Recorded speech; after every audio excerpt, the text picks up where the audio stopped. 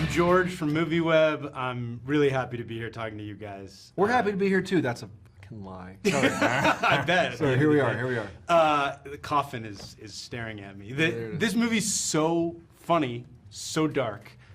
You crushed it. But what I want to hear a little bit about, Osgood, if you can talk about it, is there's so much depth, like fatherhood, masculinity, the crushing chaos of existence. Like, sure. How do you layer all that? What kind of intentionality goes into all the subtext in there?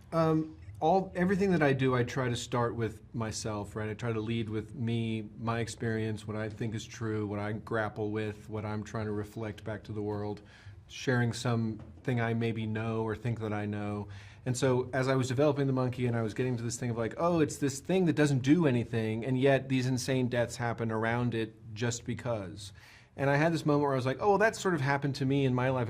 I've experienced some really sort of tragic things that seemed really impossible at the time. And so I became an expert, right? And in the moment when you become an authority on what you're writing and you make it about yourself, in essence, you kind of can't lie and you're forced to go deep because you're airing what your belief.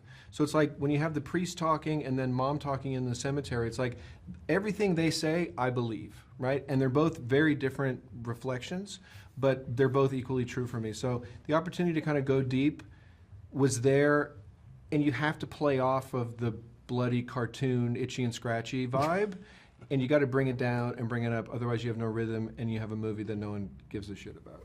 But it all balances beautifully. We got it together. And partly, you're just in the zone in this movie, in both characters. Can you talk a little bit about playing off yourself? Yeah, I mean, again, it starts with the writing because the characters are written so distinctly and differently with nuance that it helps. But we had talked about approaching them. We wanted them to look identical, essentially. We didn't want to rely on kind of makeup or prosthetics or, vocal or physical twitches or anything like that. We wanted to be a simplicity, but at the same time, they had to be completely diverse and different.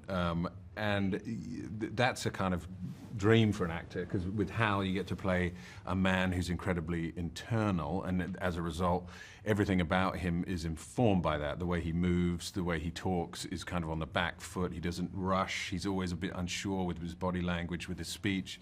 With Bill, he's the opposite. He's a megalomaniac. He's searching for immortality. He's ego-driven, but at the same time, he's a little boy in a man's body. Lots of man boys that we know now. I think that's an affliction of 21st century society. But as a result, he moves and talks very differently. He's very front-forward. He's very aggressive. He's tonally different.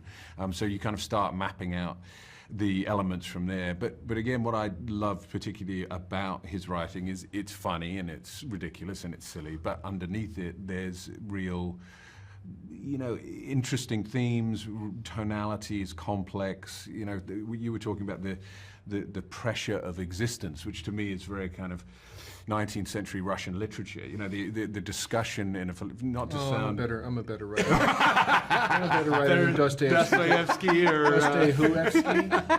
But the idea, the problem of existence, the problem of death, the fact that we're all grappling with it / pretending it'll never happen. These are all interesting faculties within a fun, entertaining story. I'm glad you guys acknowledge and talk about these layers, because this movie has all of that in it, even though it comes in the kind of Looney Tunes itchy and scratchy package. But let me just ask, what is, if there's something on your list you want to do really badly, what would it be?